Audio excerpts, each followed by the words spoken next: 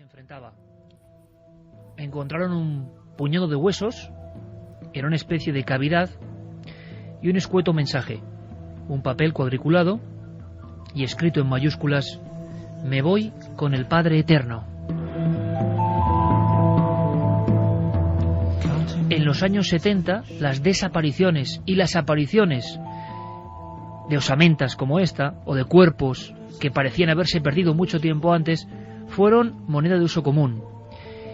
Sobre todo en Cataluña.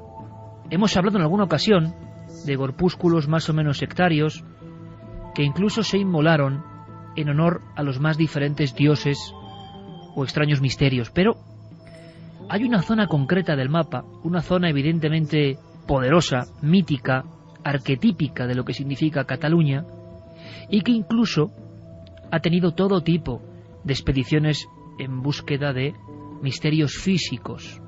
Se ha hablado mucho de esa zona, pero nosotros quisimos dar una perspectiva nueva. Bueno, nueva para el gran público, porque los especialistas, sobre todo allí en Barcelona, llevan tiempo investigando en torno a extraños sucesos. Y no me refiero a algunos bien conocidos, luces en el cielo, supuestas reuniones de contactados, no. Me refiero a algo que significa una página oscura, una página más molesta, porque si es indiscutible que esta montaña, estas montañas inmensas que se alzan hasta los 1235 metros sobre el nivel del mar, este lugar de aspecto que no deja a nadie indiferente, este lugar embriagador para muchos, este entorno donde otros han decidido perderse y donde algunos incluso voluntariamente hicieron cosas demasiado raras o que nos parecen incomprensibles, se llama Montserrat. Desde lo más remoto ha estado marcado en crónicas antiguas por las búsquedas de reliquias, por los pensamientos solitarios de los eremitas, un lugar de poder en toda regla. Tiene su cara luminosa, evidentemente, y tiene su otra cara. Y a esa cara nos quisimos acercar, este equipo, en su versión televisiva, por la cantidad de desapariciones extrañas ocurridas en un entorno que no es tan grande. Impresionan esos órganos pétreos inmensos de Montserrat. Impresiona todo el ambiente que no se puede describir con palabras. Nosotros, que no somos de Cataluña, lo sentimos estando allí. Así que la gente que vive allí, que acude allí, pienso yo que esa sensación se potenciará especialmente. Vamos a hablar con doctores, con catedráticos, con especialistas. Alguno de ellos, como Octavio Pilats, cuenta sin ningún tipo de rubor cómo la primera visión que tuvo de Montserrat, bajando la ventanilla del vehículo de sus padres, casi le marcó. Hay algo imponente en ese entorno. Quizá por eso hay un regreso, dicen, de las idolatrías del moderno paganismo, de extraños rituales. Pasan muchas cosas en Montserrat, pero lo que nos interesa especialmente es por qué alguna gente siente un vértigo especial, por qué algunos se quedan como paralizados, hipnotizados. Nos sorprendió que, por ejemplo, el alcalde de Monistrol de Montserrat, Joan Miquel Rodríguez, nos contase sin ningún tapujo algo que para él es cotidiano. Muchos de estos casos que vamos a contar no han aparecido excepto en pequeñísimos breves de la prensa local, pero conforman un mosaico de historias sorprendentes. Joan Miquel, mirándonos a la cámara y con rotundidad, el alcalde de la localidad más importante a las faldas de esta Sierra de Montserrat, nos contaba lo siguiente. Cuando decimos mágica es porque realmente tiene un atractivo en que pasan cosas y a veces no le encuentras el sentido a estas cosas, ¿no? Y ya te digo, realmente sí, y el magnetismo es eso, la gente se queda se queda atrapada en el buen sentido de la palabra, ¿no?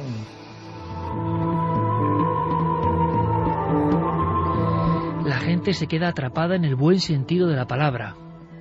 Uno de los bomberos, acostumbrados a peinar la zona por diferentes misiones, también arreglaba un dato, un elemento que será algo común. Las personas que han desaparecido hace años y que de pronto se encuentra un fragmento, como leíamos antes, unas notas o un trozo de ropa o incluso un mensaje grabado en la piedra o un simple signo. Albert Solá ha conocido y ha investigado personalmente muchos casos. No se habla de esto. Pasa en esas montañas.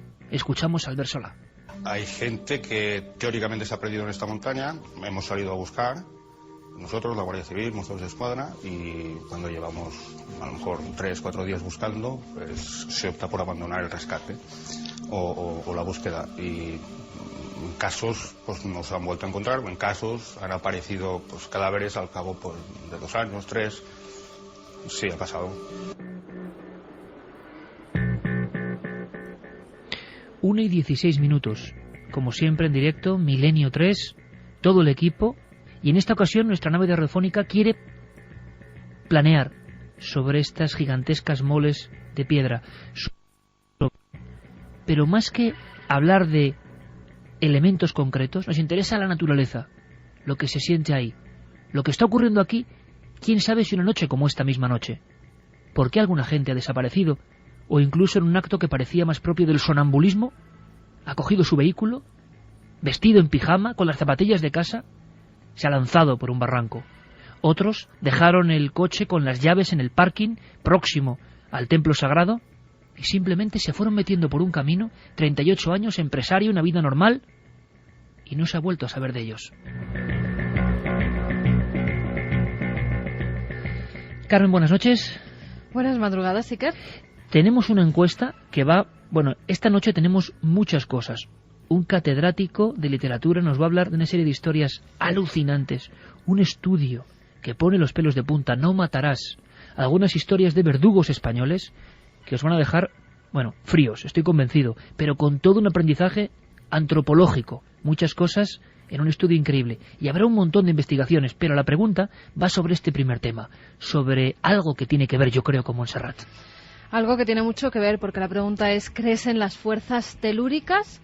Fuerzas que se manifiestan, ¿no?, en la Tierra, fuerzas... Además, en determinados lugares, en lugares muy concretos. Por eso hablamos de Montserrat y de sus desapariciones. Ya ha votado gente, Iker, y por el momento el 85,4% opina que sí creen en esas fuerzas telúricas. Creen que en lugares determinados algo que proviene de la naturaleza de la madre tierra pasa en ese lugar. Hay varias vías de contacto, Iker, a través del 27640, palabra clave milenio, espacio, y vuestros mensajes, vuestras preguntas. También milenio3 con número @cadenaser.com si nos enviáis un mail, y la web www.cadenaser.com si queréis opinar. Segundo sobre lo que estamos hablando. Como ya se acerca el verano, nosotros siempre recomendamos la lectura y sorteamos 3 ejemplares. Iker, 3 novelas: La procesión de las almas perdidas, Peregrinos de la herejía y El violinista de Mauthausen. Todo el equipo, y en nuestro mágico sonido, el reencuentro con otro hombre algo telúrico, Geray Martínez. Tenemos hilo telefónico, contacto directo con toda una autoridad, un doctor, un profesor, filosofía, antropología, estudió en Alemania, y la verdad es que podemos hablar de eso, de una auténtica autoridad en la materia. No es común que alguien con ese prestigio se adentre en historias tan espinosas para muchos, como qué pasa en Montserrat, qué ocurre en Montserrat, más allá de lo folclórico, de lo conocido, qué se siente ahí en Montserrat. Él es Octavi Piulats. Octavi, buenas noches, amigo. Hola, Iker, buenas noches. Ante todo, Octavi, muchísimas gracias, quiero decírtelo personalmente, por la ayuda que nos has brindado durante esta temporada, durante varias temporadas ya, comentándonos cosas, historias, documentándonos. Quiero decírtelo porque ha sido una ayuda fundamental para que muchos reportajes, tanto de la radio como de la televisión, tengan su cuerpo. Tú escribiste un libro, yo creo que tremendo y recomendable, Goethe y Montserrat, hablando de conexiones y de cómo, yo creo que desde la más remota antigüedad, mucha gente, Octavi, ha sentido una extraña atracción, o no sé si tan extraña, por estas montañas, por este lugar en concreto. Eso es cierto, ¿no? Sí, por cierto, gracias por tus palabras. Bueno, es la hospitalidad catalana, esto de recibir a la gente del cuarto milenio en Cataluña. Ciertamente, pues yo he estado en este tema bastante tiempo, quizás inclusive antes de ir a Alemania, y ya en Montserrat, en la época megalítica, hay algunas cosas interesantes en las cercanías de Montserrat, ¿no? Hay algunos templos, hay algunas cosas que ya apuntan que el fenómeno eremítico de Montserrat es anterior al cristianismo, ¿no? Y bastante anterior, ¿no? inclusive algo antes de la época visigótica. O sea, estas extrañas formas de esta montaña atrayeron a mucha gente desde prácticamente la época grecorromana, ¿no? Se habla que, por ejemplo, sobre el lugar donde hoy en día está la ermita de San Miguel había un templo dedicado a la Venus Pirene, y también se habla básicamente una cosa muy curiosa, que es que había un templo romano en la falda de una de las vertientes de Montserrat que estaba encarado directamente a donde luego se encontró la Virgen, ¿no? Desde abajo, ¿no? Desde la parte esta dijéramos, tocando al Llobregat, ¿no? O sea, hay realmente rastros ya anteriores, ¿no? Pero luego ya en épocas posteriores hay cosas sorprendentes, ¿no? Piensa que, por ejemplo, también hay que tener en cuenta los fenómenos de la luna. Manresa, que es la ciudad más grande que está cerca de la cordillera de Montserrat, todavía hoy se celebran las famosas fiestas de la luz. De hecho, es la fiesta mayor del pueblo, es decir, de la ciudad, es las fiestas de la llum, ¿no? Es un recuerdo, que conmemoran Tavi, especialmente la aparición de unas luces tremendas en la montaña de Montserrat y en la creación casi de un milagro para la ciudad, ¿no? Entonces hay realmente una amplia historia sobre el impacto de la montaña sobre su entorno, ¿no? Oye, Octavi, y tú comentas en esta obra que he mencionado, entre otras muchas que has hecho, pero tú comentas, y yo creo que es muy gráfico, y que, hombre, es extraño que alguien ahora mismo nos escuche que no haya visto Montserrat, por lo menos en un libro, en una imagen, pero como ahora mismo hay personas a través de Internet de todo el mundo, y tenemos la fortuna, ¿no?, y el increíble aprecio de saber que Milenio 3 es el programa más descargado en castellano del mundo, en el ciberespacio, sí. y eso lo notamos. Entonces hay mucha gente, Octavi, que no ha visto Montserrat, y tú describes una escena de la infancia que creo que puede ser perfecta para saber lo que le ocurre a otra gente a determinados niveles. ¿Cuál fue tu primer encuentro y por qué supiste que en esas montañas, que no sé si se pueden describir, había algo extraordinario? Bueno, el impacto de la montaña sobre la persona que no la ha visto nunca son sus formas prácticamente oníricas, ¿no? Las formas que determinan la montaña, especialmente por el sector suroeste, pero también en el centro y en el norte, son formas que representan a veces animales, acontecimientos raros, gigantes, monstruos. Claro, esto realmente a la persona que tiene un mínimo de imaginación le produce un gran impacto, ¿no? Es como adentrarse, yo creo que la definición más clara es como si alguien bajase con un batiscafo a 7 u 8 mil metros en una fosa abisal y de súbito empezaran a aparecer las rocas de las cordilleras marinas interiores, porque Montserrat no tiene vegetación. Entonces te encuentras de súbito rodeado de enormes rocas tremendas, con cientos de metros, monolitos, enormes monolitos, que no tienen vegetación. Nos dan lo que conocemos en Cataluña el cárstico, es decir, una roca caliza, semigris, blanca, grisácea, ¿no?, que además tiene un nombre científico, el cárstico montserratino, el conglomerado montserratino, también a nivel científico.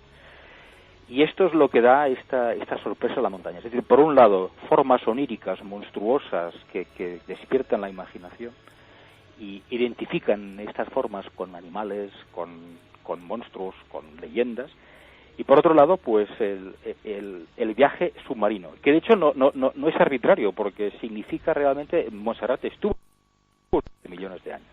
Pues así cuentan las cosas, así nos diseña una visión Octavi Piulats, y estoy seguro que ahora mismo amigos de todo el mundo que jamás han puesto un pie en este lugar a unos 37 kilómetros de Barcelona, donde han pasado tantas cosas que vamos a contar, ahora mismo estoy seguro, es la magia de la radio, lo están viendo.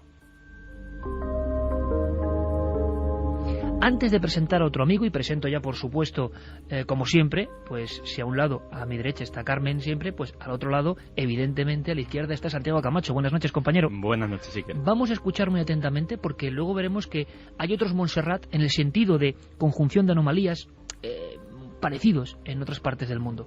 Permíteme que escuchemos ahora de nuevo al alcalde de Monistrol de Montserrat, a Joan Miquel Rodríguez, que nos daba incluso datos concretos.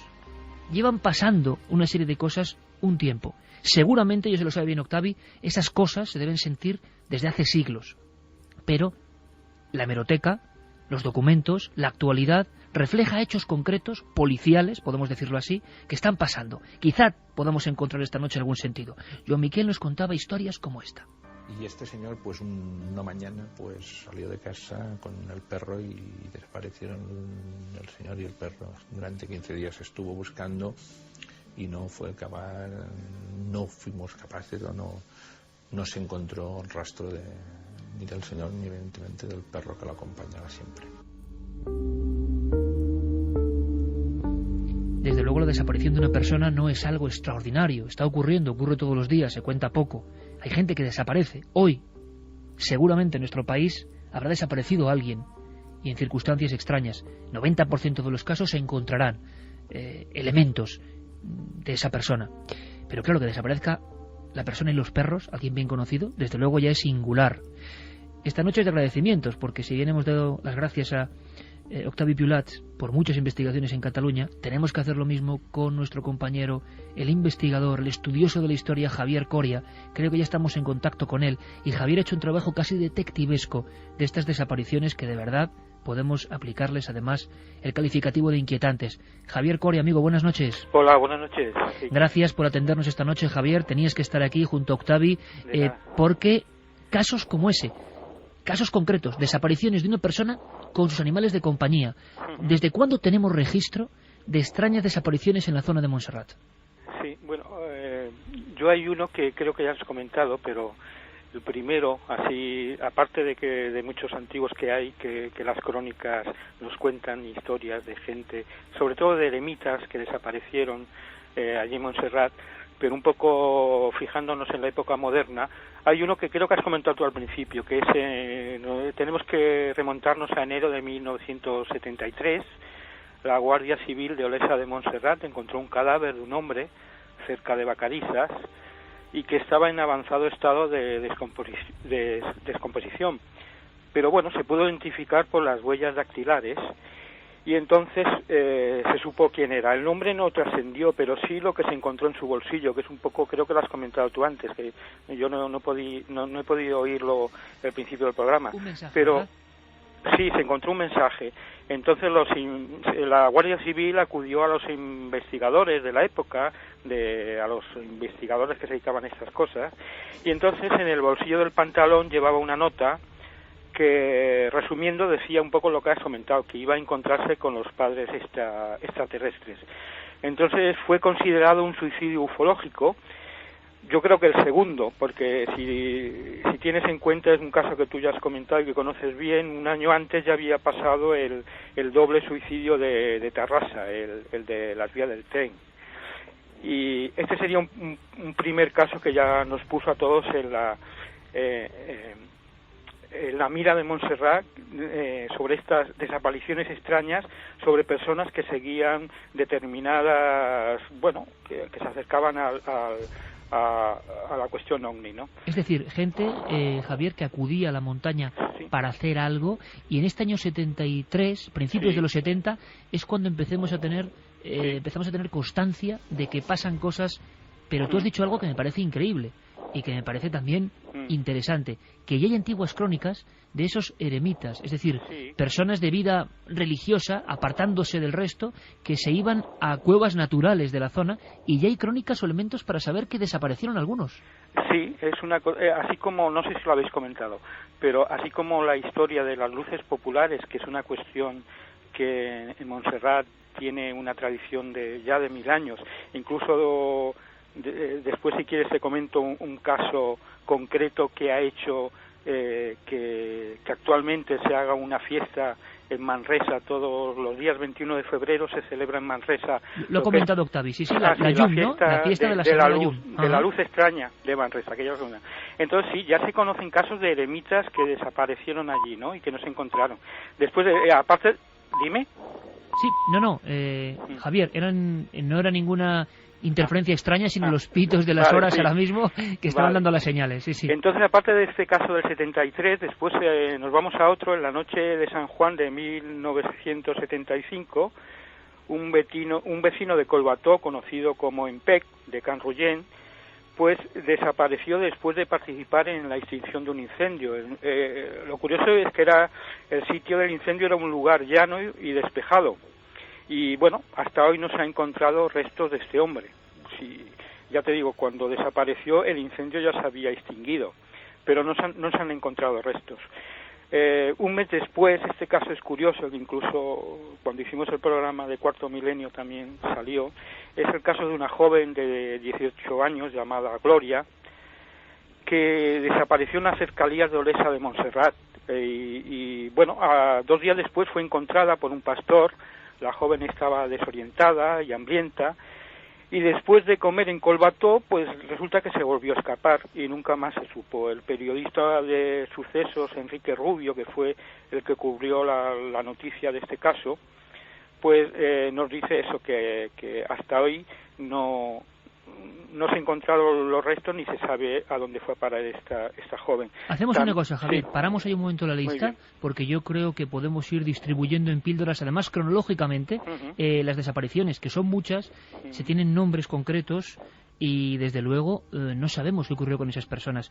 Octavi, con el estudio de lo que es, yo no sé, hemos lanzado una pregunta de si se creen fuerzas telúricas o no. Yo no sé si hacerte la pregunta a ti y si tiene algo que ver con Montserrat. Si es un lugar donde la naturaleza se puede sentir de una forma tan diferente o tan profunda que quizá mucha gente, sabiéndolo o no, siente esos efluvios o vibraciones, no sé cómo llamarlo. ¿Se podría hablar de ese tipo de fuerzas telúricas o energéticas en una zona concreta?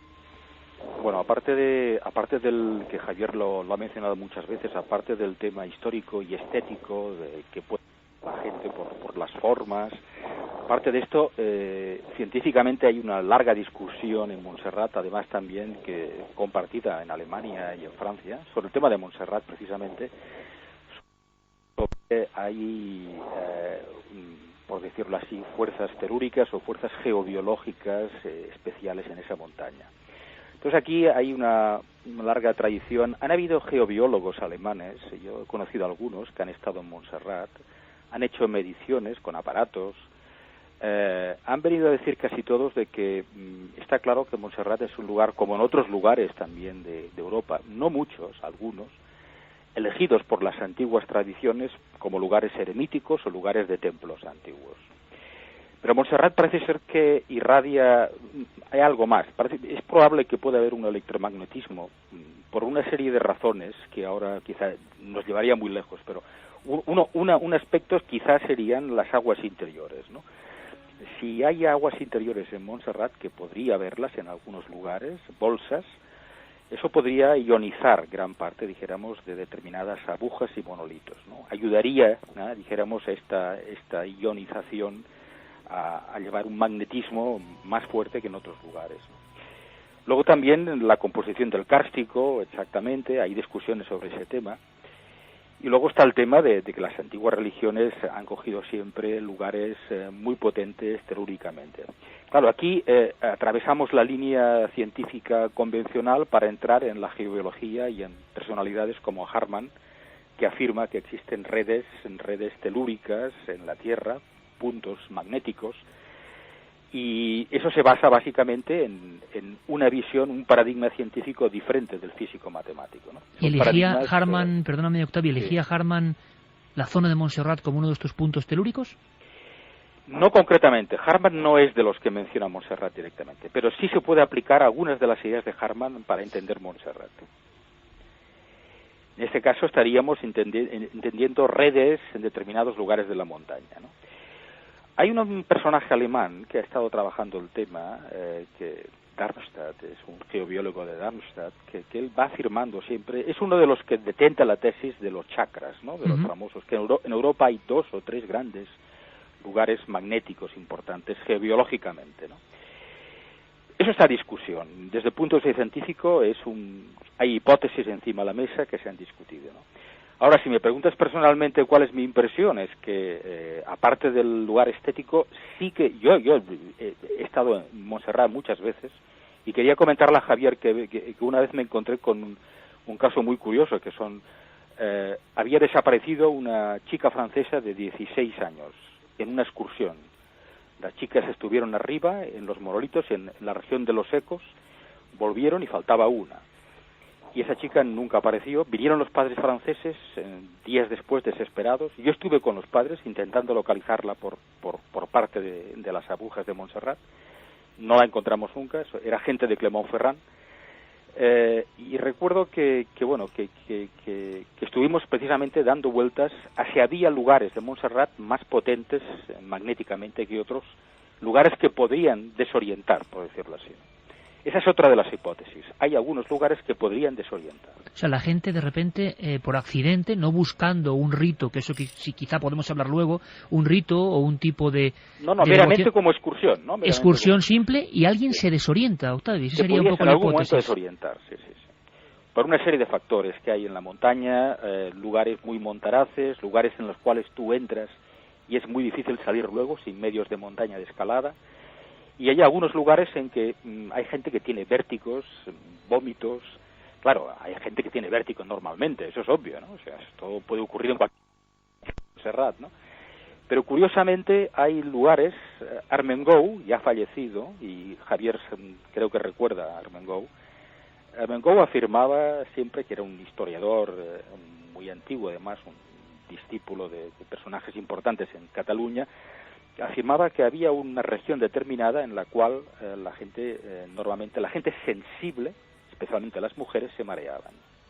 Vamos a hacer una cosa, Octavio, vamos a preguntar precisamente a la gente, a ver qué nos dice. A ver.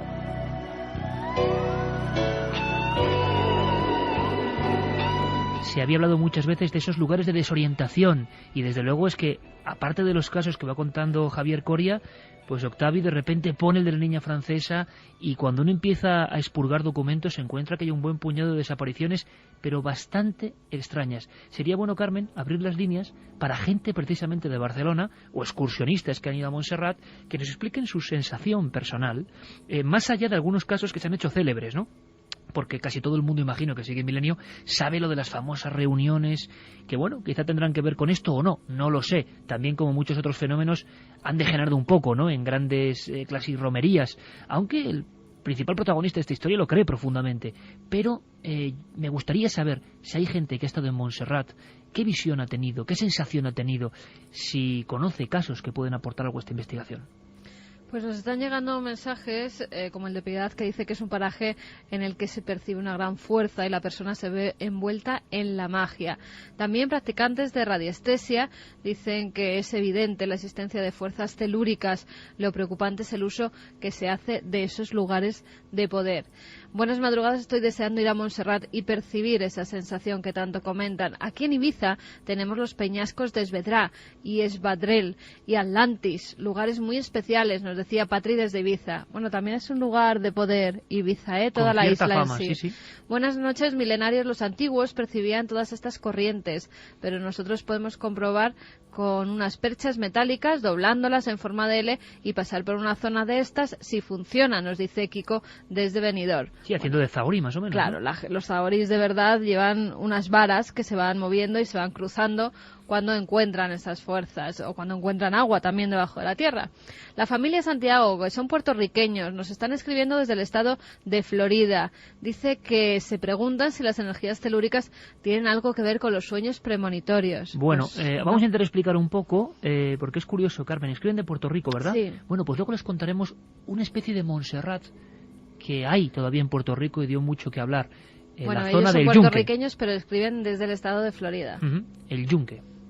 Nos dicen también, buenas noches, a mí me han contado ver en Montserrat un ser con forma humana hecho de luz, aunque lo vieron de lejos sobre las rocas, nos decía Ángeles González, que nos escribía de Amposta, en Tarragona. Un ser de luz. Un ser de luz.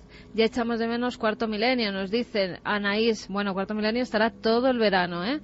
Es cierto que geográficamente hay lugares marcados por nuestros ancestros, como los tartesos. ¿Qué lugares de España están más marcados como centros de poder? Bueno, es que España yo creo que toda estaría marcada por antiguas culturas y cada una con sus misterios. Hablaban de Ibiza, pues fíjate, toda la tradición de los púnicos, ¿no?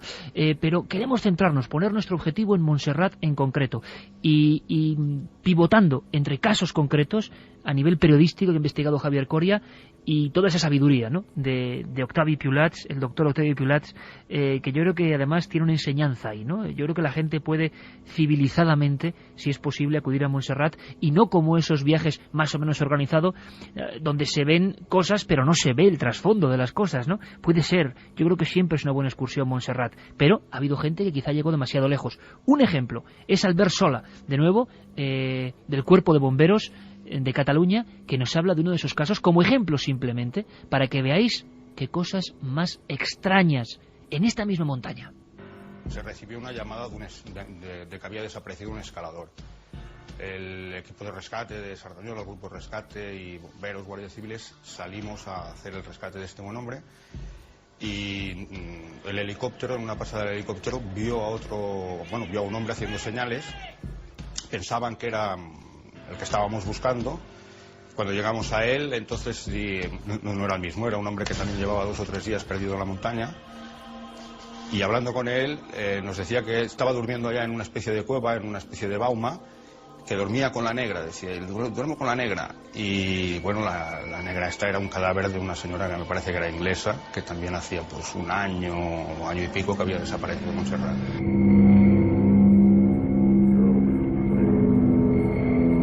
1:41 esta noche sobre Montserrat. Javier Coria, compañero, casos de esta cariz, o sea, es algo que algunos pueden achacar a, no sé, locura, extraños ritos, habrá un poco de todo quizá, o gente que simplemente se desorienta. Seguimos con la lista de esos enigmas pendientes de desapariciones en Montserrat, porque hay cosas que yo creo que, primero, no deben ser olvidadas, y bueno es este micrófono nacional e internacional ahora mismo, para que por lo menos no se olvide. Más casos, Javier. Más casos. Bueno, yo antes quería comentarte un poco, abundando lo que decía Octavi. O sea, yo creo que hay lugares en el mundo y entre ellos está Montserrat, que por su carga mística y espiritual e incluso mistérica, pues yo creo que actúan como puertas al subconsciente, y en ciertas personas sensibles o que están viviendo un momento emocional o una búsqueda concreta, pues parece ser que estos lugares les pueden ayudar a interiorizar esa búsqueda. Pero claro, las puertas sirven para entrar pero también para salir, ¿no? Y cuando la confusión o la enfermedad, que vemos en muchos de los casos que os voy a comentar, cuando la enfermedad o esta confusión nubla el sentido, lo que en un principio es beneficioso, que comentaba Piulats, pues puede convertirse en trágico. Y yo creo que estos lugares, más que fenómenos físicos, que también los hay, se producen fenómenos psíquicos. Interesante. Y eso sí, pero potenciados por una particularidad concreta, que pueden ser fuerzas telúricas, magnetismo, lo que comentaba Octavi de los iones de agua que se calientan con el sol, que eso está comprobado, y un conjunto de todo esto. Entonces lo que está claro es que esto puede producir euforia o bienestar. Yo te puedo decir que yo he estado en la plaza delante de lo que es el monasterio, y hay una especie de rosa de los vientos, y te pones en el centro, y yo sentí esa euforia, ¿no? Ese bienestar, ¿no? Pero hay otras personas que les pueden producir desorientación o incluso confusión. Este es el caso, por ejemplo, del 16 de diciembre de 1985, Amparo Bielda Puig desapareció cuando realizaba una excursión por la montaña. Y se le buscó durante semanas, no se encontró el rastro de ella, solo se encontró su coche. Y lo curioso de este caso, que además la chica esta desapareció en el Col de las Agullas, es que ella había ya realizado excursiones a Montserrat y había manifestado a sus amigas que siempre que pasaba delante de cimas, pues sentía como un mareo o como si la cima le llamara, ¿no? Notaba una llamada. Sí, eso va muy que Octavi conoce, va muy entronizado con la leyenda del Montserrat subterráneo. Yo no sé si lo habéis tratado, no. Pero hay una cuestión que es sobre en estos iones positivos, que cuando hay unos determinados días donde hay una actividad solar muy importante, parece ser que esos iones de agua, porque se dice que dentro de Montserrat está hueca y existe un lago subterráneo, pues es lo que produce en conjunción con el magnetismo de esas agujas que sirven como antenas, es lo que produce esa sensación de bienestar. Yo siempre explico este ejemplo. Cuando nosotros nos duchamos con el agua caliente, en la ducha también se producen esos iones, y es por eso cuando sentimos ese bienestar, es producido por los iones que están calentados por el agua caliente. Yo creo que en determinadas épocas del año es un poco lo que pasa en Montserrat. Lo que pasa es que a personas les puede crear un bienestar y una cosa saludable, y a otras pues vemos que les puede producir mareos o desorientación, como parece ser en muchos de los casos que estamos comentando de personas que han caído a simas o que han desaparecido y que de momento no se han encontrado su cuerpo. Es que es muy curioso, Javier, lo que comentas, porque son como las dos caras de una misma moneda. Muchos de los casos, yo creo que cada uno de los que estamos contando ahora mismo, ¿no? Amparo, Bielda, 1985, la larga lista se incrementa, y desaparecida, sin rastro, en un lugar que está ahí, que se puede cartografiar. Pero fijaos, hay muchos casos de estas desapariciones donde parece que hay un auténtico arrebato por parte de la persona. Cuando estaba rodando el equipo de Luis Álvarez de Cuarto Milenio, nos contaba Luis que esas mismas horas, prácticamente unos días antes, un vecino, sintiendo una especie de llamada, en pijama directamente, se metía en su propio coche, un BMW en este caso, salía disparado y se estrellaba en un lateral, cayendo el coche al barranco y evidentemente con un resultado mortal. Octavi, da la sensación de que por un lado hay gente que se desorienta, gente que no conoce nada ni de la historia, es turismo normal y corriente, y que se sienten mal, o bien, excesivamente bien en ocasiones, pero hay otros casos de personas que parece que, como si algo muy profundo en su mente se activase, y como si tuvieran que cumplir una especie de misión, y van a un lugar y desaparecen, y en ocasiones se encuentra el coche con la puerta abierta y se han adentrado por los bosquecillos de Montserrat. No sé, eso puede indicar algo. Hay diferentes tipos, parece, en la fenomenología que se da allí, ¿no? Sí, bueno, aquí es curioso, y totalmente de acuerdo, Javier ha hecho un caso paradigmático, que es el de Amparo. Hay también desaparición de monjes, que eso hay que tenerlo en cuenta. Hay algunos monjes, yo recuerdo que uno de los, el padre Oranías, uno de los guardianes el gran escalador, de guardianes de las ermitas, me contaba el año pasado que ellos también alguna vez han perdido algún monje, ¿no? Es decir, en el camino que llega hasta el lugar donde se encontró la Virgen hace 10 siglos aproximadamente, ese lugar también desapareció pues hace cuestión de años, también un monje que luego encontraron, etcétera. Es decir, también la comunidad de ellos han sufrido algunas veces algún tema de estos, ¿no? Respecto a la desaparición, hay una frase, porque claro, Montserrat, aquí no podemos entrar en la literatura, pero bueno, hay una frase de Goethe y después de Schiller. Schiller, que curiosamente nunca estuvo en Montserrat, pero bueno, sí que estuvo Humboldt, le envió unas piedras de Montserrat y unas descripciones, etcétera.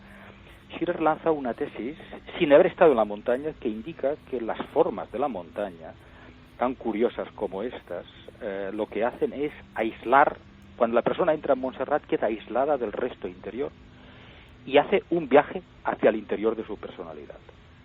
Y eso sería, dijéramos, la tesis del eremita, ¿no? Es un lugar de introspección absoluta. Exactamente. Eso es lo que piensa Schiller. Schiller, cuando le cuentan en Alemania, a través del ensayo de Humboldt, que sí que ha estado en Montserrat, lo extraño de la montaña, las formas, los vericuetos, etcétera, dice, caramba, pues aquí debe haber algo estético, pero aparte de estético es algo psicológico, y esto es que la persona que llega allí es como si fuera llamada a un viaje a reconsiderar su vida.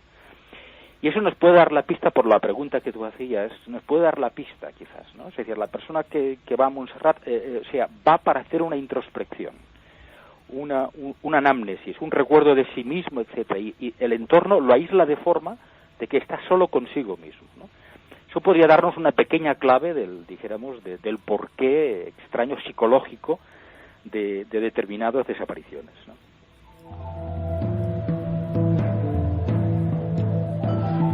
De verdad que el tema resulta apasionante, un tema sobre el que los especialistas han hecho muchos estudios, pero que yo creo que a nivel popular todavía no es bien conocido. Por eso el eco, y por eso recuperamos aquí mucha información con Octavio Piulach y con Javier Coria, de ese reportaje que hizo Luis, Desaparecidos en Montserrat.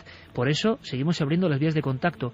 27640, palabra clave milenio, milenio3 con número @cadenaser.com, y la web de la cadena SER, que bulle de mensajes de personas que han estado allí. Me gustaría saber, amigos, lo que habéis sentido, porque toda la información es importante. Es curioso, Santiago, haciendo un pequeñísimo paréntesis en esta ristra de casos increíbles y de sensaciones, lo que la geobiología parece que va avanzando. Siempre se ha creído en esos nódulos donde pasan cosas. La explicación de Octavio Piulats de un lugar que te aísla y te ves en el espejo de tu propio yo es sobrecogedora y fascinante al mismo tiempo, ¿eh? Desde luego, la tierra entendida como la madre tierra, tiene misterios que todavía no hemos conseguido ni rascar su superficie, nunca mejor dicho. Te voy a poner un ejemplo. A principios de los años 30, en Alemania, se inauguró una autopista que era uno de los orgullos nacionales, una de estas autobahn prodigiosas, entre las ciudades de Bremen y Bremerhaven. Al poco tiempo, en el kilómetro 239, empezó a convertirse en un punto negro. Empezó a haber accidentes de todo tipo, muchos de ellos mortales, pero había un problema. El kilómetro 239 era una recta absolutamente segura, absolutamente impoluta. No había ningún motivo para que hubiese ese tipo de accidentes. La policía empezó a investigar y sobre todo a interrogar a los supervivientes de los accidentes que no habían resultado fatales, y todos decían más o menos que algo les había hecho perder el control del coche al pasar por ese kilómetro, que casi los mandos no les obedecían y que prácticamente les estrellaban contra la cuneta o contra el guardarraíl contrario. Poniéndonos en la Alemania de los años 30, pues lógicamente era una época, como hemos dicho muchas veces en el programa, en que la parapsicología, lo espiritual, los saberes más o menos heterodoxos sí tenían un protagonismo importante. Y no pareció extraño consultar a una especie de zahorí o experto en fuerzas telúricas de la época, que se llamaba Karl Werls. Y Karl Werls llegó a la conclusión de que efectivamente algún tipo de fuerza poderosa había en aquel lugar, y recomendó, y de hecho así se hizo, que bajo aquel sitio se enterrase un enorme contenedor lleno de piezas de cobre puro. Pues no sé si desde luego el señor Werls estaba en lo cierto, pero los accidentes se cortaron en ese preciso instante.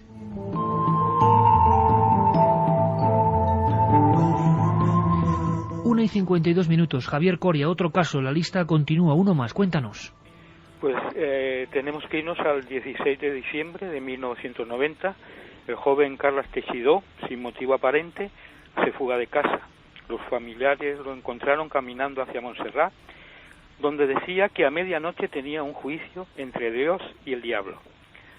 Al día siguiente, cuando era llevado al médico, se volvió a fugar, y tras varias semanas de búsqueda por la montaña, pues el día 3 de enero de 1991 encontraron su cuerpo en el fondo de una sima cercana a la Santa Cova.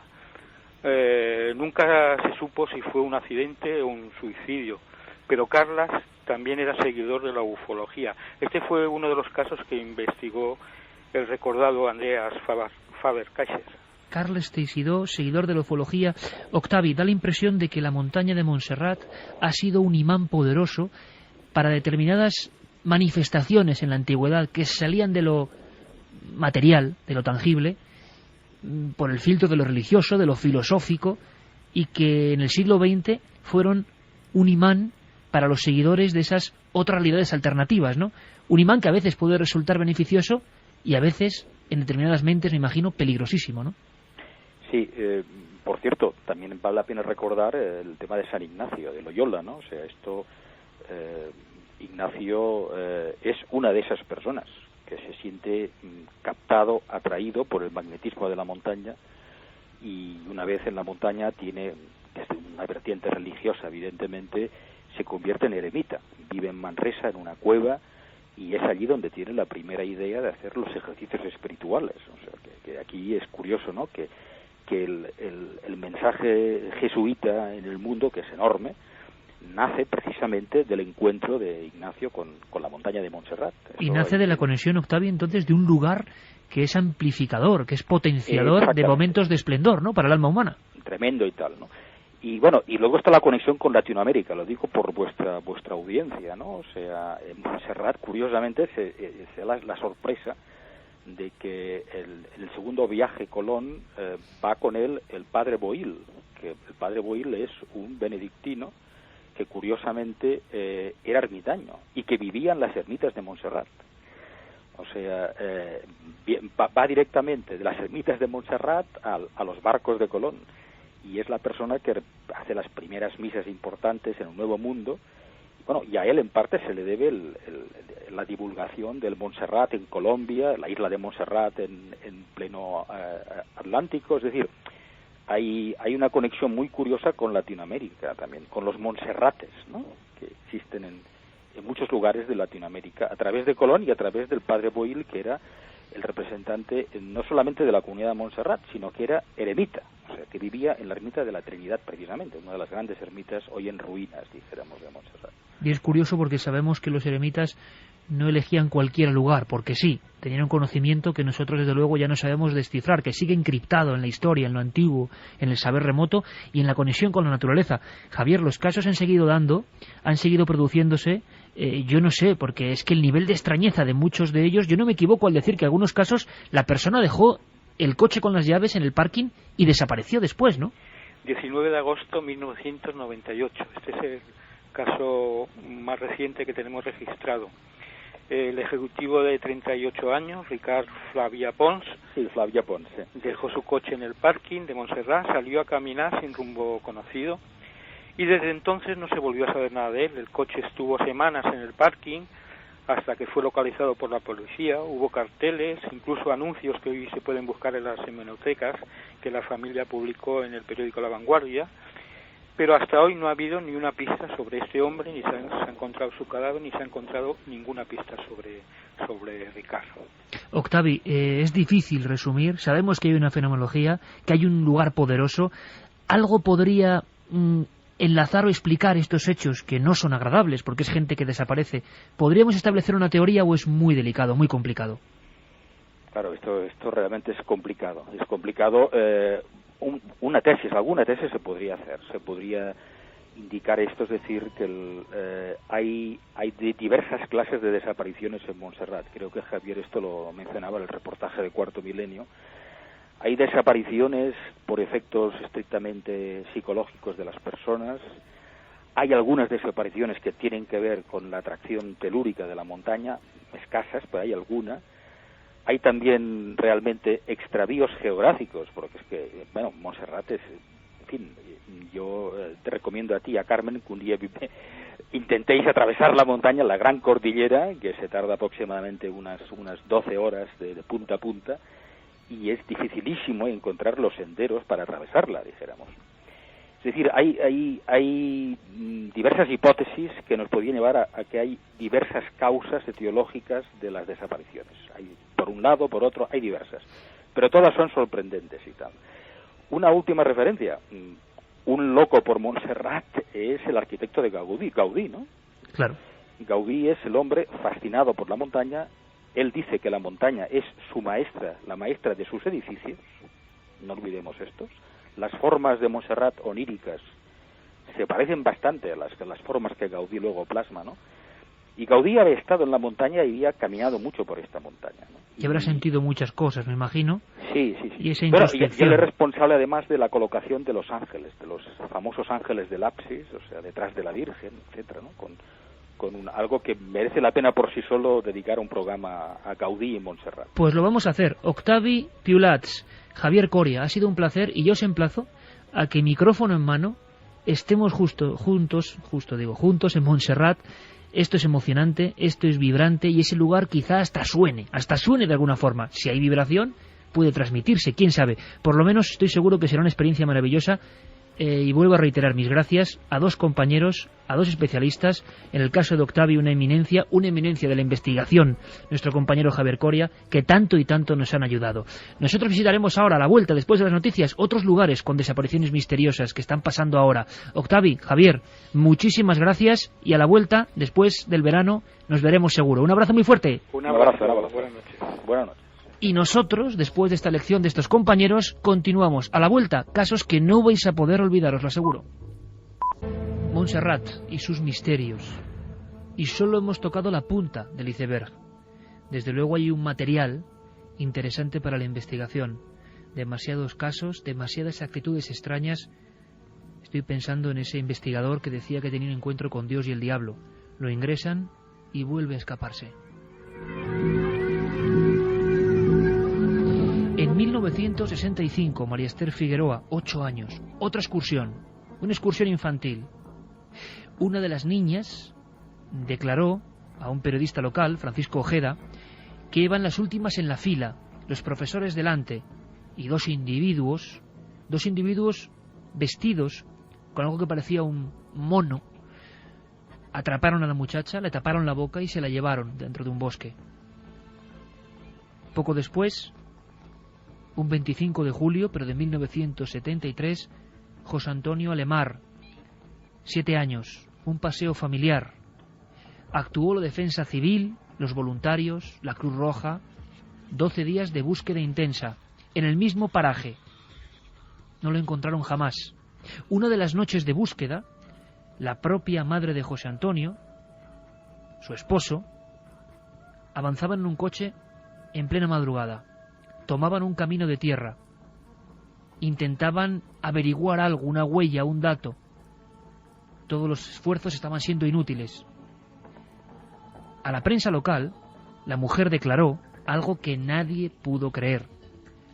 Habían visto repentinamente entre los árboles, cruzando por la zona donde había desaparecido su propio hijo, a un individuo de considerable altura, y o bien llevaba una pinza o una tenaza en la mano, se quedó quieto, o era algo deforme y muy visible a pesar de las horas de la noche.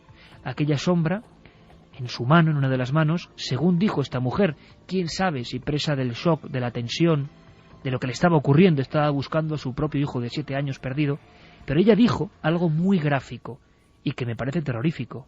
Estando en el viejo Chevrolet, por el lado izquierdo, observaron a aquel individuo, a unas horas parecidas a estas.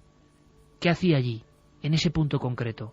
Al mirar su mano, lo vio claramente, le pareció que esa parte del cuerpo del hombre parecía la pata de una gallina.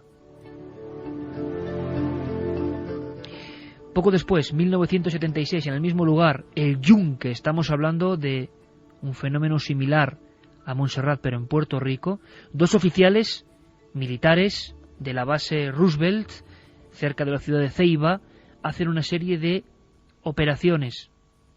Es el 2 de marzo. Según publica el diario El Vocero, desaparecen sin dejar rastro. Llevan walkie-talkies, se cortan, ni siquiera piden auxilio, ni siquiera dicen que están perdidos. No están a muchos metros de la base central. Hasta hoy no se ha encontrado ni rastro de ellos. Poco antes de estos casos hubo uno que llamó la atención de los periodistas locales, la desaparición de Ramón Quiñones. Era un grupo de estudiantes de biología. Se estaba hablando de luces extrañas y el profesor de la facultad decidió llevar una serie de telescopios y pasar la madrugada observando el firmamento. Aproximadamente hacia las 2:25 de esa madrugada, todo el grupo, 8 personas, en una tienda de campaña, que estaban reunidos en ese momento, además tocando la guitarra, bebiendo café, habían dejado de observar las alturas, declaran, y además por diferentes fuentes y hasta la policía y los militares toman registro de estas confesiones, que oyen un zumbido parecido al de un viejo aparato de radio, un zumbido que se hace omnipresente, un zumbido que, transcurridos 20-25 segundos, desaparece. Después notan, o eso declararon, que hay alguien dando grandes pisadas en la hojarasca, alguien que está avanzando poco a poco, pero no ven nada. Uno de los chicos valientes, en este caso Ramón Quiñones, señala detrás de la tienda y asegura que hay una sombra observando, detenida, junto a uno de los grandes árboles, espigada, muy alta, la cabeza quizá demasiado pequeña, parece un gran niño, un niño grande, detenido, sin tener miedo en ese instante, aunque el resto del grupo sí que siente el pavor. Ramón Quiñones avanza, va hacia él. Es la última vez que se le ve con vida. 1967. Han pasado 43 años. Nadie ha vuelto a saber nada en el yunque del estudiante Ramón Quiñones.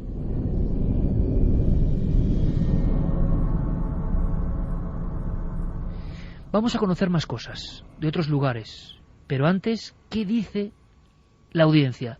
27640, palabra clave milenio, milenio3 con número @cadenaser.com, y la web de la cadena SER. Queremos saber más sobre Montserrat.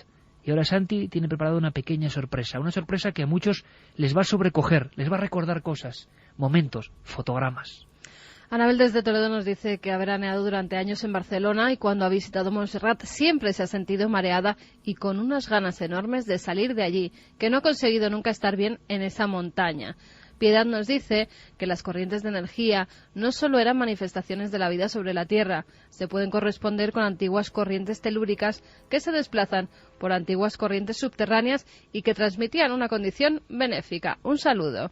Un estudiante de medicina dice sobre San Ignacio: es interesante reseñar que al parecer llega a Montserrat aún convaleciente de las heridas que casi le causan la muerte, la fractura de ambas piernas. ¿Explicaría eso su conversión? Rosario nos dice: hola Iker, cuando visitas Montserrat es importante no salir de los caminos señalizados porque es fácil caer en un estado de desorientación y mareo. Isis Moreneta te protege y así lo sientes. Pues eso ya es un misterio muy grande. ¿Por qué? La geobiología intenta explicarlo. Científicamente yo creo que es difícil, pero ¿por qué hay lugares que desorientan? Yo he subido muchas veces y lo que he sentido en cada ocasión es una unión espiritual con el universo. Eso sí, siempre marcho con un fuerte dolor de cabeza. Nos lo comentaba Fina de Vilanova y la Geltrú, en Barcelona. Tengo familia en Cataluña y hace unos 20 años el marido de una de ellas, una noche, cogió su coche y se despeñó en Montserrat. Nunca se supo el motivo. Yo estuve allí de pequeña y es impresionante, nos decía Ángela. Curioso, ¿eh? Muy curioso, muchas personas de toda condición, de todas las edades, que han sentido cosas precisamente en ese lugar, donde los órganos de piedra. Es curioso porque un lugar similar en cuanto a la estructura, en cuanto a la apariencia cuando uno pasa por la carretera, es lo que llaman los órganos en Despeñaperros. Y no menos cierto es que también ha habido desapariciones y desorientaciones en esa zona. Pablo, desde Lesa Montserrat, dice que Montserrat es misticismo y espiritualidad en estado puro. Se advierte una conexión especial, una ventana abierta a lo más profundo de nuestro ser. Tienes la sensación de tocar lo divino con los dedos. Nos escriben también desde Perú. Allí nos dicen que está la creencia de los apus, sobre todo en los Andes. Sí, y señor. dicen que si te agarra te va consumiendo tu vida. Y la gente tiene que dar ofrendas como ovejas o llamas para que te deje. Nos lo decía Carlos López. Amigo Carlos López, vaya mensaje, ¿eh? Desde ese país que tanto queremos y que tanto hemos recorrido, el Perú, el Apu, el Cerro Sagrado. Ahora, yo no sabía una cosa, que te va consumiendo la energía si no le haces ofrendas. ¿Cómo va la encuesta, Carmen? Luego seguiremos porque hay un montón de mensajes en el 27640 y en las vías de contacto. Lanzábamos una pregunta. En ikerjimenez.com está esa encuesta. ¿Crees en las fuerzas telúricas? Por el momento sí creen un 86% de los que han votado y no, tan solo un 14%. La gente ha sentido cosas. Qué bonito mensaje. Me ha encantado porque va un poco de eso. En el yunque también hay una gran montaña. En la idolatría que sentían los antiguos antes de las primeras religiones por esos lugares concretos, por esas rugosidades de la naturaleza. Apu, monte sagrado. Vamos a hacer un breve recordatorio de Montserrat y el yunque, lugares de desapariciones, lugares telúricos. Nos vamos a marchar a otro especial. Tan especial que yo puedo decir que esta película, cuando la vi hace muchos años, cuando se convirtió en un fenómeno, el primer fenómeno viral, dicen, de Internet, cuando vi esta película, sentí de verdad un escalofrío. Luego, evidentemente, con el tiempo, la gente puede criticar más, menos, pero a mí aquella visión tan personal, tan cámara en mano, tan creíble, de una historia terrible de desaparecidos, me impactó. ¿Y a vosotros? Insistía para que siguiésemos adelante. insistía en que fuésemos hacia el sur. Todo tenía que ser como yo quería. Y en este lugar hemos acabado. Soy la culpable de que ahora estemos aquí, hambrientos, helados y perseguidas.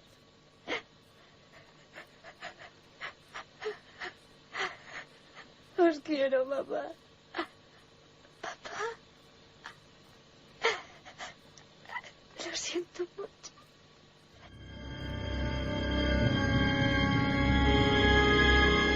2:18, esos lamentos, esas imágenes en blanco y negro, ese correr por el bosque, esa sensación, pues como lo que hemos contado del yunque, de estar en una acampada y saber que está siendo vigilado, unos muchachos que intentaban grabar un documental universitario sobre una bruja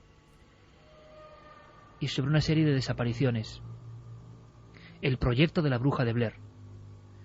Santi me decía, cuidado, no descartes que todo sea ficción. ¿No todo es ficción, Santi? Pues efectivamente no todo es ficción. Hubo, como todos sabemos, una enorme agitación, sobre todo de los primeros fenómenos virales de Internet, sobre si la película era o no verdadera, sobre si la historia era o no cierta, y obviamente no lo era. Pero, como muchos guiones cinematográficos, sí estaba basada en una historia real. Una historia que no sucedió muy lejos de donde fue rodada y sucedió en el estado de Vermont, cerca de Massachusetts, en unos bosques muy parecidos a los de la película, unos bosques monótonos, no muy tupidos, pero un mar de árboles que desorienta, como muy bien decíamos con respecto a Montserrat y a otros sitios, y se llama el lugar el Triángulo de Bennington. El Triángulo de Bennington fue el escenario entre 1945 y 1950 de una serie de desapariciones misteriosísimas, 10 en total, de 10 personas muy diferentes, de perfiles absolutamente divergentes unos de otros, pero que se desaparecieron sin dejar rastro. Todo comenzó el 12 de noviembre de 1975. Midi Rivers era un leñador de la zona, experimentado conocedor del lugar, que ya era mayor, superaba los 70 años, pero una persona de gran vitalidad, criada y vivida en el bosque toda su vida, y que se ganaba la vida, entre otras cosas, aparte ya no podía cortar leña, pero sí que guiaba y hacía de guía a cazadores que intentaban pues cobrarse presas de la abundante fauna de aquellos sitios. Pues ese día Midi Rivers estaba guiando a un grupo, a una partida de 4 cazadores, se adelantó unos metros y nunca más se le volvió a ver. Hubo una batida enorme con perros, con todo tipo de medios para la época, intentando encontrarle, y solo se encontró una solitaria bala que se había caído de su canana. Nada más. Jamás se volvió a ver a Midi Rivers. Aquello hubiese sido una anécdota, de no ser porque justo un año después, el 1 de diciembre de 1946, una estudiante de 18 años del colegio de Bennington, Paula Weldon, decidió, como era costumbre suya y de muchas de sus compañeras, hacer una pequeña excursión de senderismo por el bosque. Tampoco se la volvió a encontrar jamás. Hubo una recompensa de $5.000. El FBI organizó una búsqueda y nunca volvió a aparecer. Hubo ciertas historias que decían que si se había fugado con un novio a Canadá, o incluso que si todavía, a día de hoy, o tal vez hasta fechas muy recientes, vivía todavía en el bosque como una ermitaña, acosando a algunos expedicionarios o a algunos cazadores. La desaparición más rara de todas sucedió 3 años después, y fue la de James E. Tedford. James E. Tedford salía de Bennington hacia una localidad cercana, St. Albans, para ver a unos familiares. Iba en autobús. Pues se subió al autobús, pero nunca se bajó, porque nadie supo cómo desapareció del mismísimo autobús en el mismo instante en que cruzaban por una carretera aquellos bosques. El 12 de octubre de 1950, el niño de 8 años, Paul Jepson, hijo de unos granjeros de la zona, fue descuidado por su madre apenas unos minutos, que estaba cuidando pues unos cerdos que tenían en la granja. Cuando volvió a mirar, Paul había desaparecido.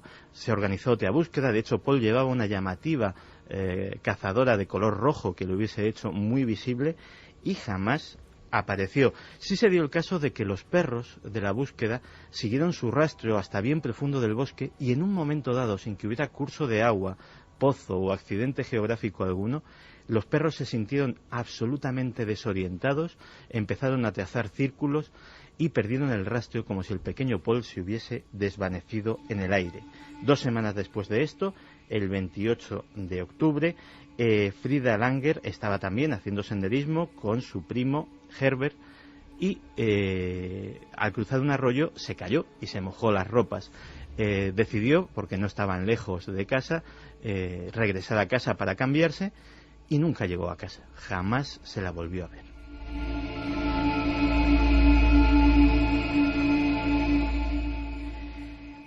Poco después, apenas unos días, el 11 de octubre de 1942, desapareció el pequeño de 13 años Melvin Hills en circunstancias muy parecidas.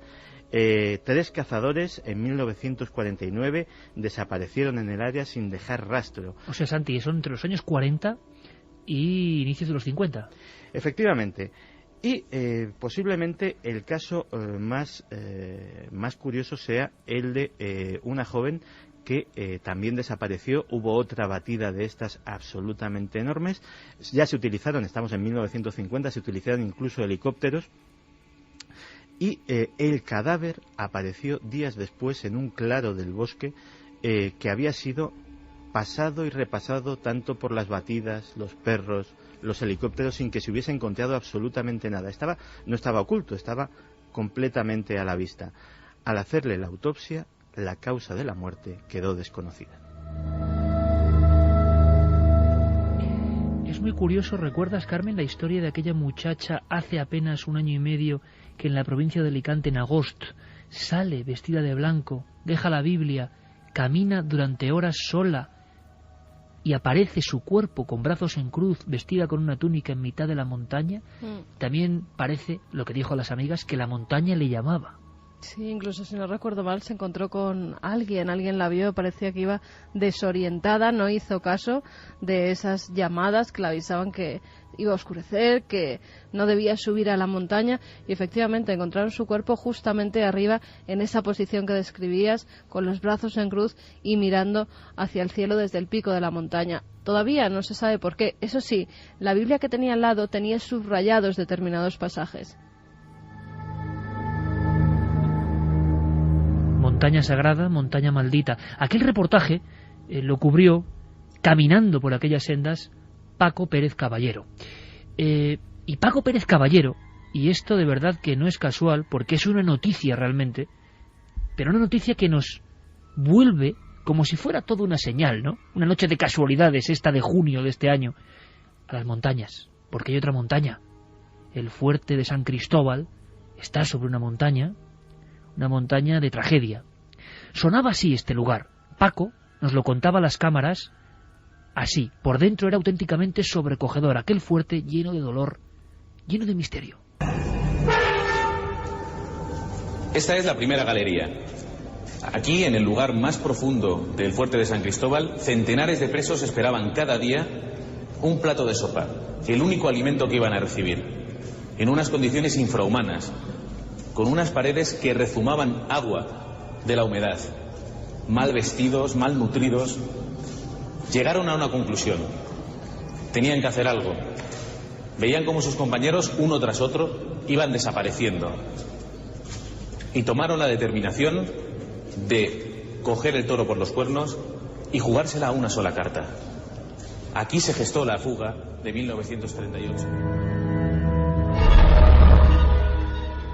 2:27. Paco Pérez Caballero, compañero, buenas noches. Muy buenas noches, Iker.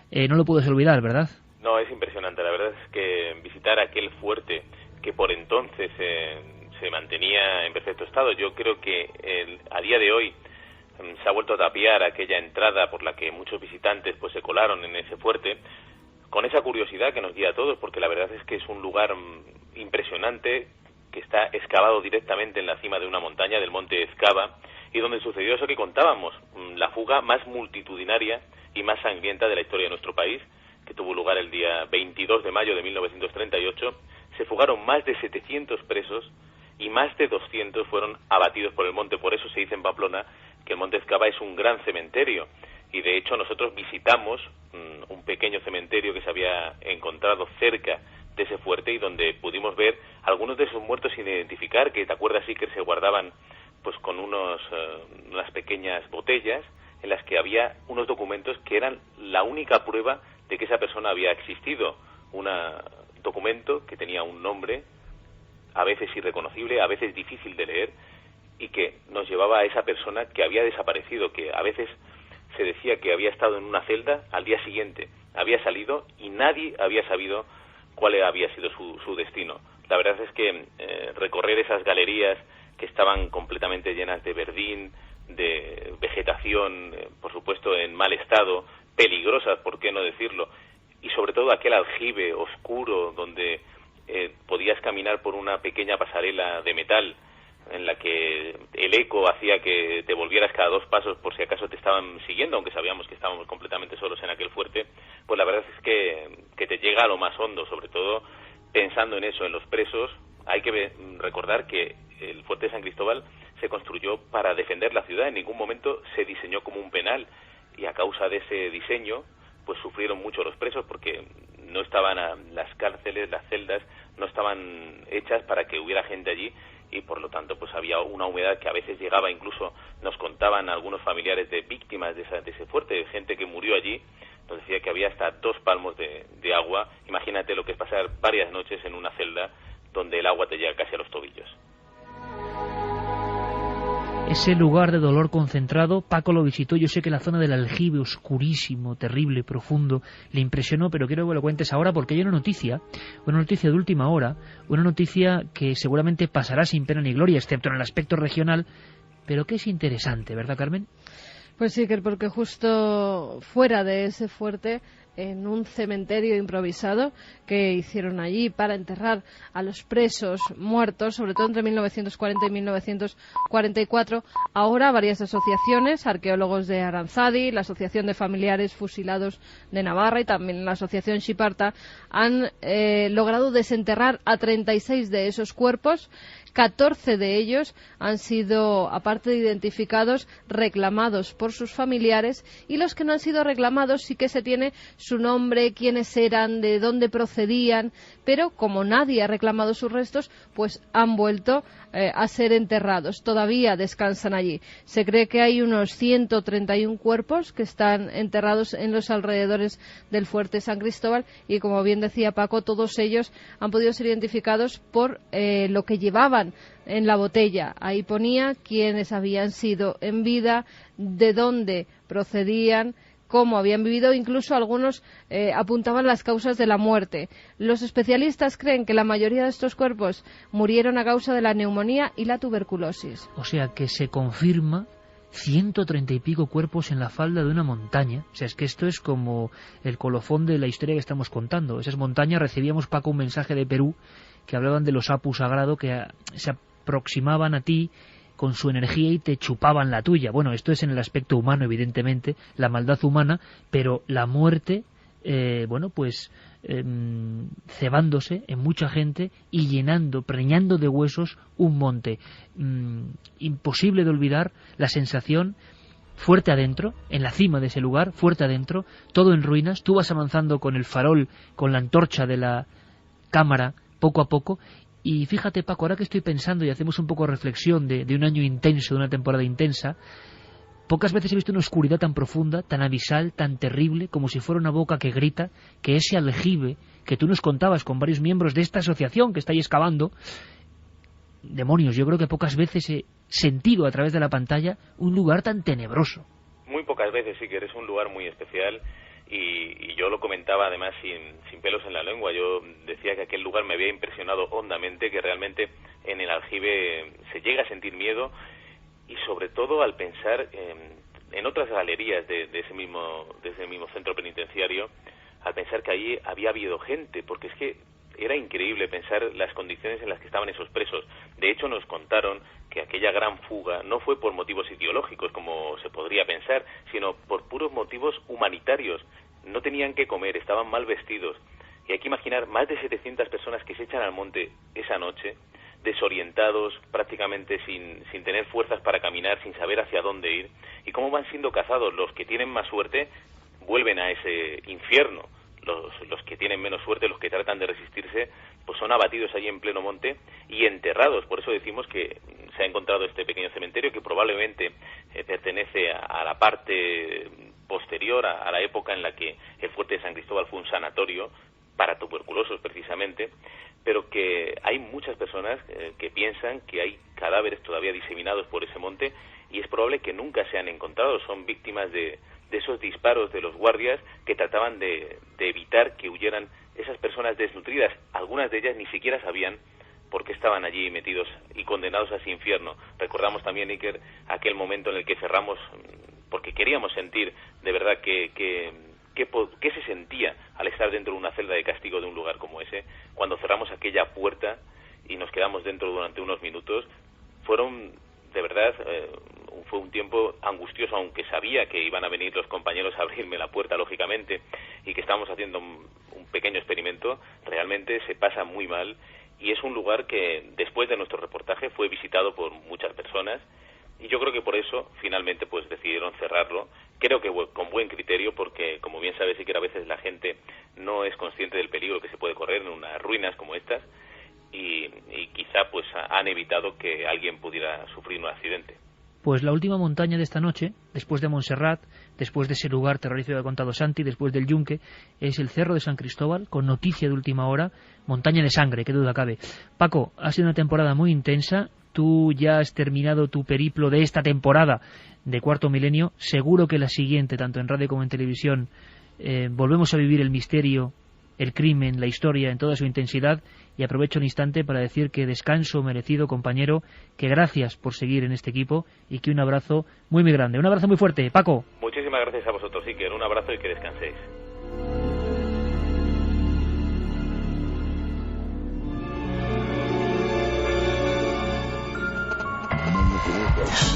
Manda un SMS al 27640. Escribe la palabra milenio, espacio, lo que nos quieras contar.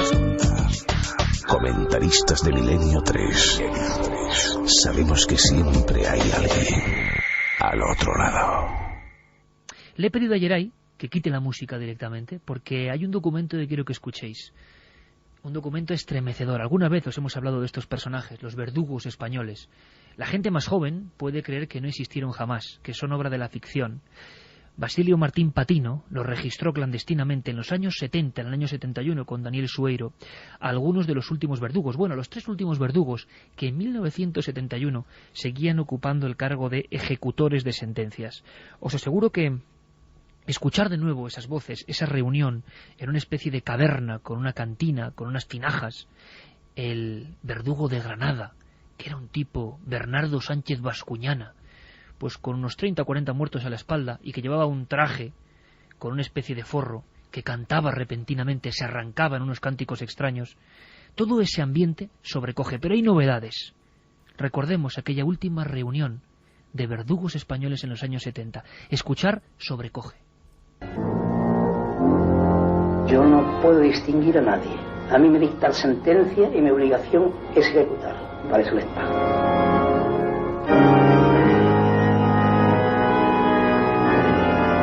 Son casos que son algo emocional a llegar a la hora de una ejecución, que hay que tener un corazón muy duro. Yo desde luego, como era la primera vez que iba a ejecutar, o sea que iba a presenciar una cosa de esa, pues llegué y lo que pasaba, pues empecé a pensar, a ver digo, ¿y esto qué será? ¿Cómo lo será? Pues a lo mejor voy a fracasar, porque como esos señores a mí no me han hecho daño, ni yo le he hecho daño a él. Es lo mismo como con un borrego que se mata en un matadero. Para los efectos es lo mismo. Como un borrego que se mata en un matadero. Uno de los... Antonio, el verdugo de Madrid. Activos y algunos vivieron hasta los años 80, bien entrados los años 80, se convirtieron en leyenda, y de eso vamos a hablar. Hubo algunos que hicieron ejecuciones triples y cuádruples, pero en plenos finales de los 50, por ejemplo en España, el caso del Tarta y las estanqueras de Sevilla, unos muchachos que se convierten, después de matar, de ser asesinos, se convierten religiosamente y son ejecutados de una forma brutal. El garrote vil que actuaba de una forma fría, calculadora. ¿Sabéis que había hasta pugna entre los verdugos? Por ser verdugo más mediático, por llevar más lista de muertos. Os vais a sorprender. Ahora, hay sonidos como la serie La huella del crimen, que simplemente poniendo nosotros las imágenes, pues nos ponen un nudo en la garganta y en el alma. En Sevilla, año 58, se va a ejecutar a 3 personas. Fortaleza, hermano. No me importa nada dejar este mundo.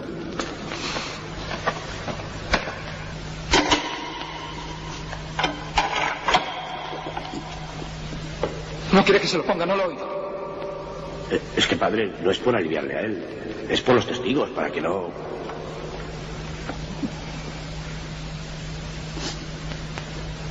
Vamos, pues. ¡Vamos!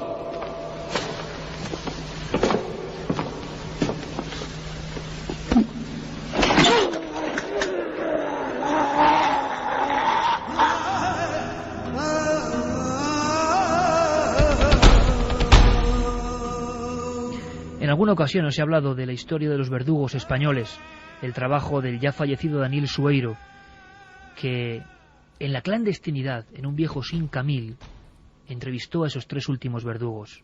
Pero ahora un catedrático ha ido más atrás en el tiempo. Él es Salvador García Jiménez, catedrático de Lengua y Literatura, miembro de la Real Academia Alfonso X, y una persona muy seguidora de nuestro programa. Bueno, pues él ha ido a la hemeroteca y ha ido a rellenar lagunas, por ejemplo, para hablarnos del más célebre verdugo español. Los literatos del año 98, los grandes escritores del 98, se fijaron en ellos. Eran los emisarios de la muerte. Por ejemplo, imaginaos esta conversación. El verdugo de Burgos y el verdugo de Valladolid, y el de Burgos, arrogante, le dice: mi garrote es el mejor. Ya ve usted, con este aparato mío dejo a los reos como en visita. El de Valladolid le responde: el mío es mejor, porque los muertos se me quedan como riendo. Y contesta el de Burgos, cogiendo su maletín negro: bueno, eso va en gustos. Nosotros ya hemos hecho lo nuestro, y con la música otra parte.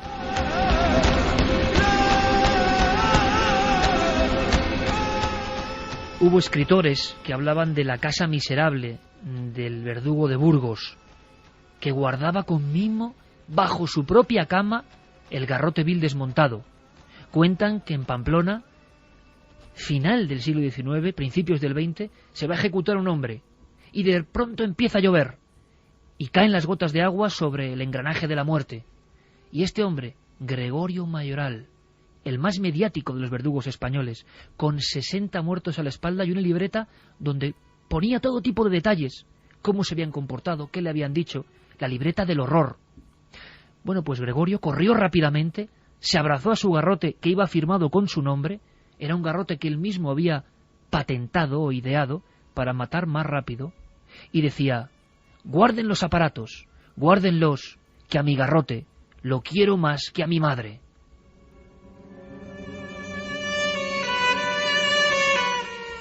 Hay fotografías inolvidables de ejecuciones, por ejemplo, de 7 personas a la vez por un solo verdugo que va pasando, como el auténtico Caronte, el barquero de la muerte.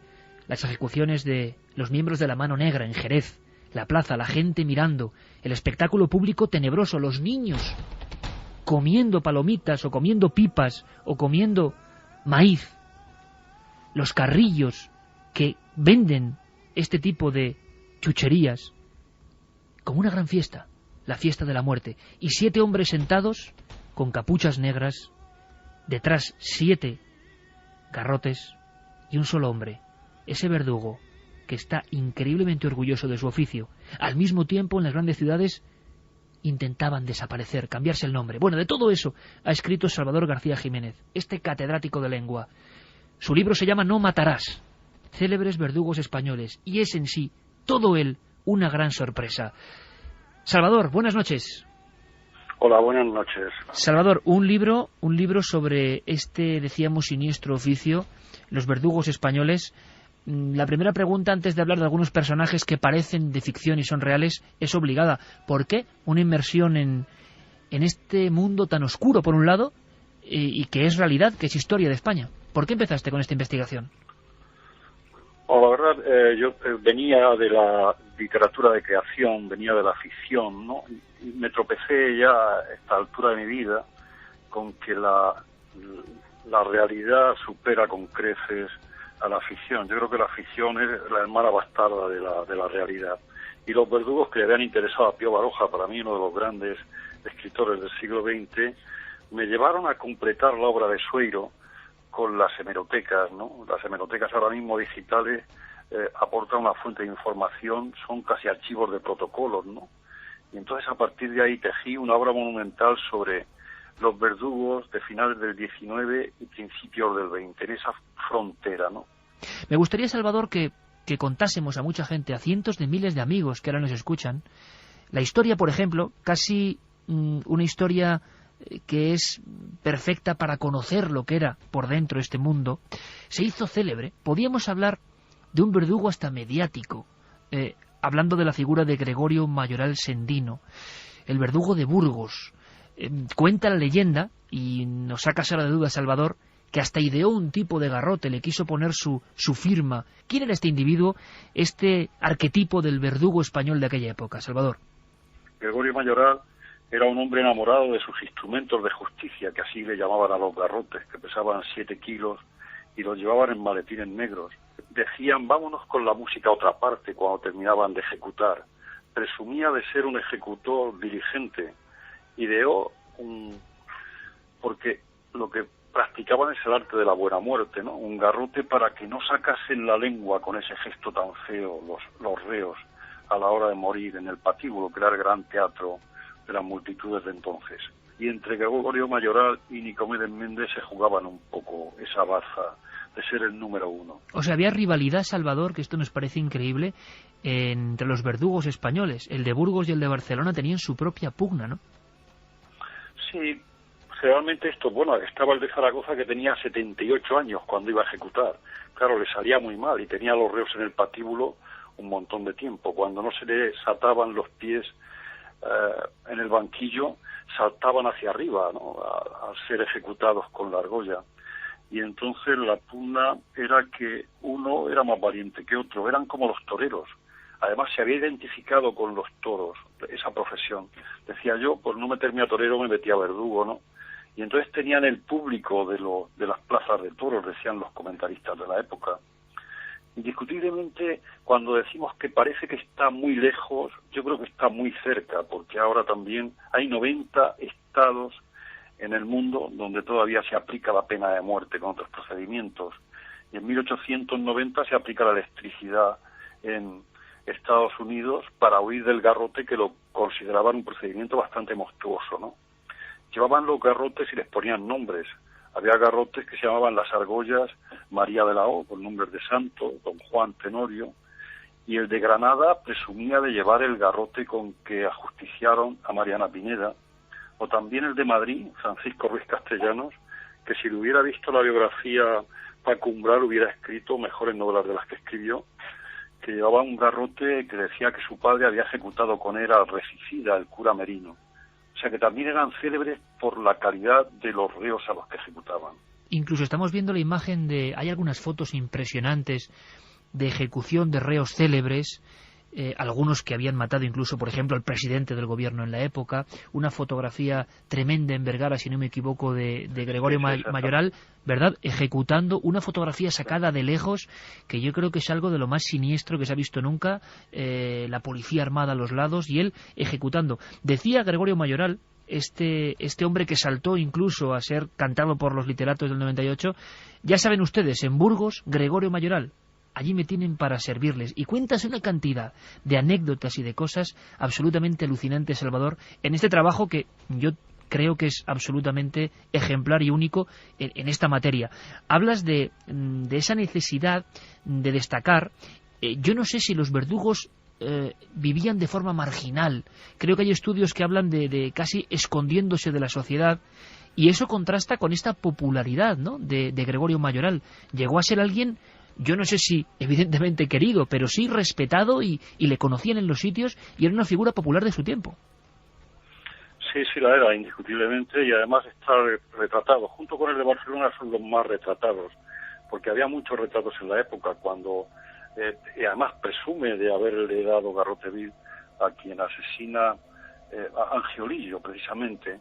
Y también los anarquistas los hacían famosos. El famoso anarquista de Barcelona, ¿no?, cuando asesina en el Liceo, pone las bombas y mueren 28 personas.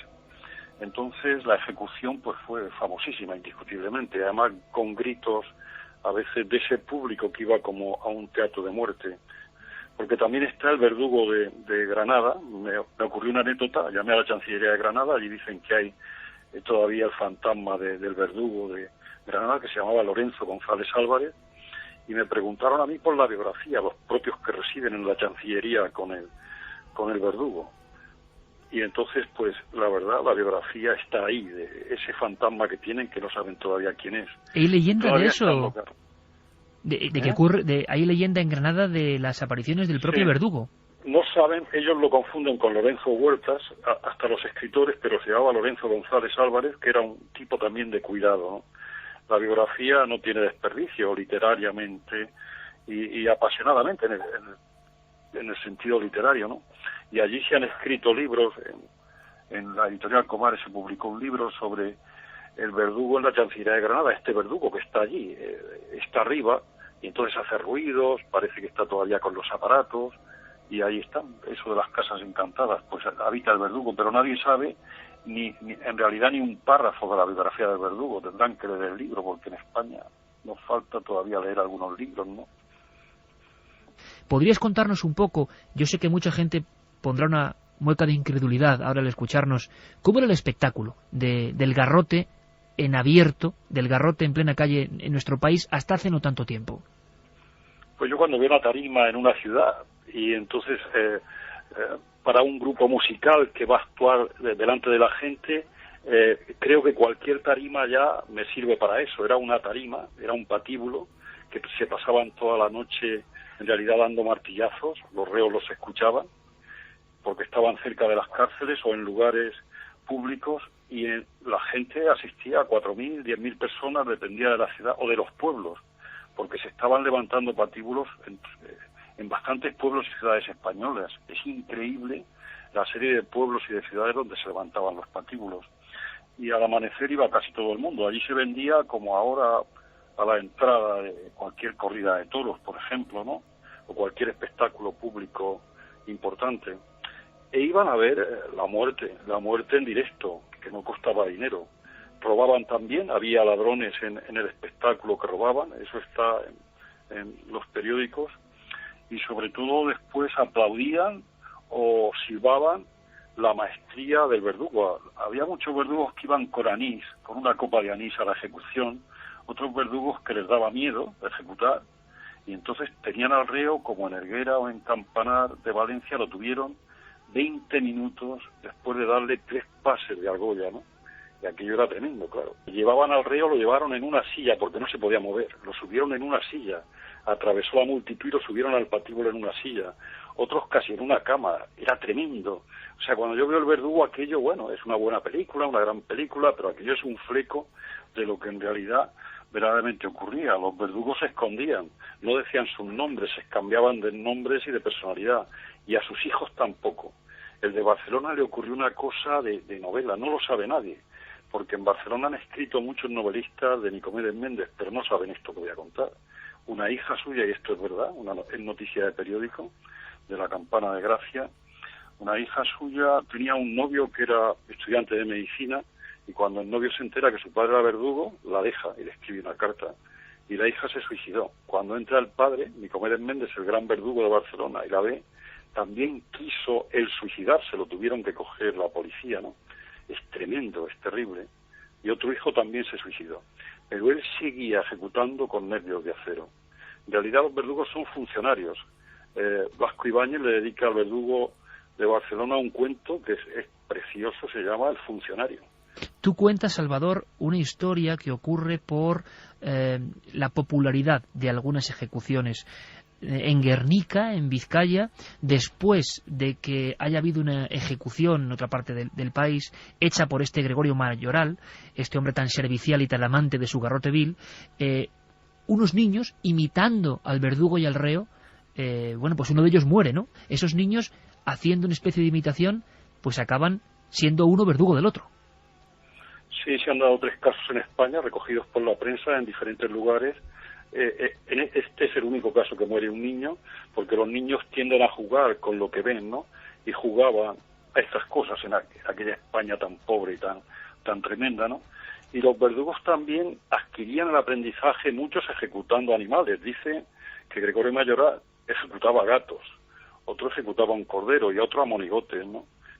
Bueno, incluso Gregorio Mayoral, Salvador, se le encontró, a pesar de que casi nadie fue evidentemente a su entierro, era un hombre temido, imagino, inspiraba horror, decían las crónicas, se le encontró una libreta con sus ejecuciones y con cómo había quedado el rostro del reo. Tú recoges algunas frases y yo creo que es algo absolutamente alucinante. En esa libreta del verdugo de Burgos decía: estuvo muy terne, aguantó sin rechistar o se cagó de miedo directamente. Él hacía su estudio de sus actuaciones, ¿no? Sí, eran psicólogos también, vamos, se gastaban de psicólogos, pero yo creo que intuían la repercusión tan grande que iban a tener en la sociedad, porque en las Cortes los diputados hablaban de ello. Pero la verdad, las biografías de estos verdugos darían para 20 novelas. ¿Se sabe si hubo verdugos asesinados? Sí, Rogelio Pérez Vicario, en 1922, el verdugo de Barcelona. Este verdugo era muy cobarde, ya inició porque tenía muy poco dinero, como todo el mundo, tenía 2 hijos o 3 hijos, era zapatero, entonces se hizo verdugo. Bueno, va a una oposición de verdugo y tenía mucho miedo. Gregorio Mayoral se reía de él y hacía la función de él, fue el primer maestro, ¿no?, que tuvo en el patíbulo. Y al final lo mataron los anarquistas. Le pegaron 4 tiros en un bar. Y encontré que a su mujer y a su hijo le quedó pensión de viudedad. Es la única que aparece en una orden de boletín oficial. Luego es curioso, ¿verdad, Salvador?, comprobar cómo ya en el siglo XX, hasta los años 70, los verdugos del final del franquismo se quieren evidentemente como esconder, las ejecuciones son mucho más escasas evidentemente y viven como entre escondidos, y muchos dejan casi también su leyenda. Me gustaría hacerte la pregunta como le hacían al verdugo de Burgos, ¿verdad? Yo no sé si has soñado con alguna escena que recoges en tu libro. Creo que en vuestro programa de Milenio lo sacasteis, el caso de Gádor, el vampiro de Gádor, ¿no? Sí, señor. Después lo ejecutaron, claro, ahí pagó con sangre la sangre que chupó porque estaba tuberculoso y a un curandero le recomendó que matase a un niño, le chupase la sangre. Pero hay una por cercanía y por vivir yo en Murcia que me impresionó, que es la de La Perla, llamada La Perla, Josefa Gómez, que se llamaba La Perla. Vivía en Murcia, cerca de las calles por las que yo paseo y vivo, y entonces esta mujer tenía un amante y envenenó a su marido para irse con el amante. Y al echarle arsénico a la taza de café, pues también la criada tomó y murieron la criada y su marido. Al final la ejecutaron, ¿no? Y el verdugo, que venía de Valencia, se llamaba Pascual Ten Molina, cuando va a ejecutar a esta mujer, a Cánovas del Castillo le manda un telegrama pidiendo el indulto, nada menos que el verdugo. Y por eso, después de ejecutar, le dieron la baja como verdugo, ¿no? Y entonces dijeron que se había enamorado, esto ya es leyenda, claro, que se había enamorado de la rea, cosa imposible. Y le escribieron varios escritores un artículo, entre ellos Blasco Ibáñez, ¿no?, de que se había enamorado de la rea. Todo ese perfume que desprende tan literario, este caso de saber dónde la enterraron. Además, después de ejecutarla tenía que estar unas 6 u 8 horas en el patíbulo y desfilaba la gente viendo la muerte, ¿no? Y posteriormente, ya aproximadamente en 1900, se prohíben las ejecuciones públicas y se hacen dentro de los recintos de las cárceles, ¿no? e incluso el verdugo de Cuba, ¿no? De las dos colonias de Cuba y de Filipinas, el verdugo de Cuba era una firma también, Valentín, que era negro, un negro que presumía, tenía orgullo de ser tan fuerte y se reía de los reos.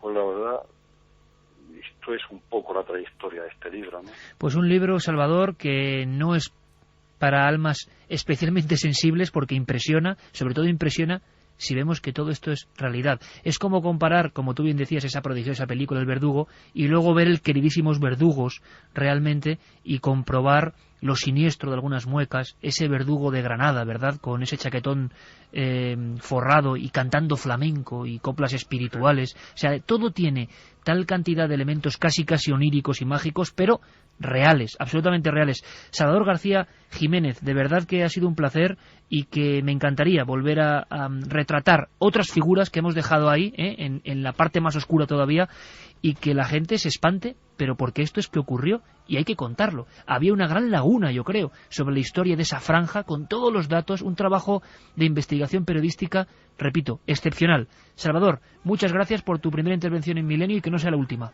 Un abrazo. Gracias, un abrazo, gracias.